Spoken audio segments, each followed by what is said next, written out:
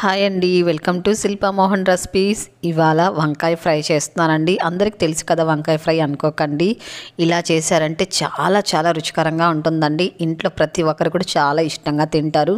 అలాగే ముందుగా ఈ వంకాయల్ని మనం నీట్గా కడుక్కొని వంకాయల్ని కట్ చేసుకొని ఇలా సన్నగా కట్ చేసుకొని ఉప్పు నీటిలో వేసుకోవాలండి. నీళ్ళల్లో ఉప్పు వేసుకొని తర్వాత కట్ చేసుకొని వేసుకున్నారనుకోండి కలర్ అనేది అస్సలు చేంజ్ అవ్వదండి.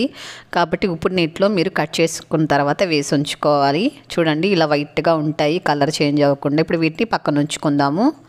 ఇప్పుడు స్టవ్ వెలిగించుకొని ఒక ప్యాన్ పెట్టుకొని ఇందులో 3 టేబుల్ స్పూన్లు ఆయిల్ వేసుకోవాలి. ఆయిల్ కాస్త వేడెక్కిన తర్వాత ఇందులో ఆవాలు వేసుకోవాలి. అలాగే కొద్దిగా మినపప్పు, కొద్దిగా పచ్చెనగపప్పు, అలాగే కొద్దిగా జీలకర్ర వేసుకోవాలి. ఇవంతా కూడా దోరగా వేయించుకోవాలండి, మాడిపోకుండా కాస్త దోరగా వేయించుకోవాలి.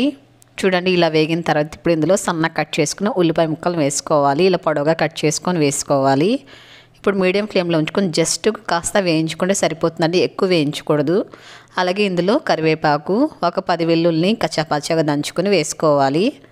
చూడండి జస్ట్ ఒక 2 నిమిషాలు వేయించుకుంటే సరిపోతుందండి, ఎక్కువ వేయించకూడదు. ఇప్పుడు ఇందులో కొద్దిగా పసుపు వేసుకోవాలి. ఇది ఒకసారి కలుపుకున్న తర్వాత ఇప్పుడు మనం కట్ చేసి ఉంచుకున్నాం కదండి వంకాయల్ని, నీళ్ళంతా పిండేసుకొని ఇందులో వేసుకోవాలి. ఈ వంకాయలు అయితే టేస్ట్ చాలా బాగుంటుందండి ఫ్రైకి. మీకు ఇవి దొరికితే తీసుకోవచ్చండి, లేకపోతే కూడా మీరు సార వంకాయలు కానీ తెల్ల వంకాయలతో కూడా చేయొచ్చండి.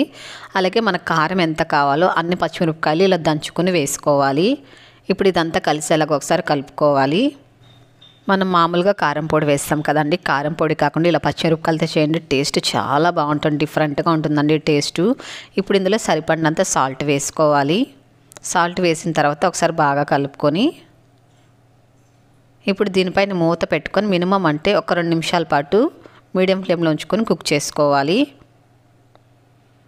ఒక 3 నిమిషాల తర్వాత మళ్ళీ మూత తీసుకొని మరొకసారి కలుపుకోవాలి. ఇప్పుడు మనం సిమ్లో ఉంచుకోవాలండి. సిమ్లో ఉంచుకొని ఒక 3 నిమిషాల పాటు మళ్ళీ మగ్గించుకోవాలి. చూడండి 3 నిమిషాల తర్వాత బాగా మగ్గిపోయిందండి, సాఫ్ట్గా అయిపోయాయి వంకాయలు కూడా. ఇప్పుడు ఇందులో మనము పచ్చి కొబ్బరిని వేసుకోవాలి. పచ్చి కొబ్బరిని తురుముకొని తీసుకోవాలి. ఒక 3 టేబుల్ స్పూన్ తీసుకున్నానండి నేను, బాగా ఫ్రెష్గా ఉండే పచ్చి కొబ్బరి తీసుకున్నాను.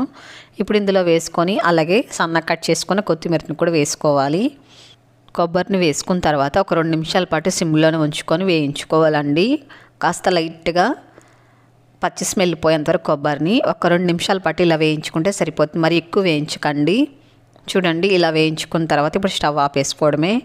చూడండి ఎంతో ఎమ్మీగా చాలా రుచికరంగా ఉండే వంకాయ ఫ్రై రెడీ అయిపోయిందండి. ఇది అన్నంలో కలుపుకొని తినొచ్చు, అలాగే చపాతీతో తీసుకోవచ్చు, చాలా బాగుంటుందండి. పెరుగన్నంతో తీసుకోవచ్చు, రసం అలాగే సాంబార్ రైస్తో అయితే ఇంకా చాలా బాగుంటుందండి.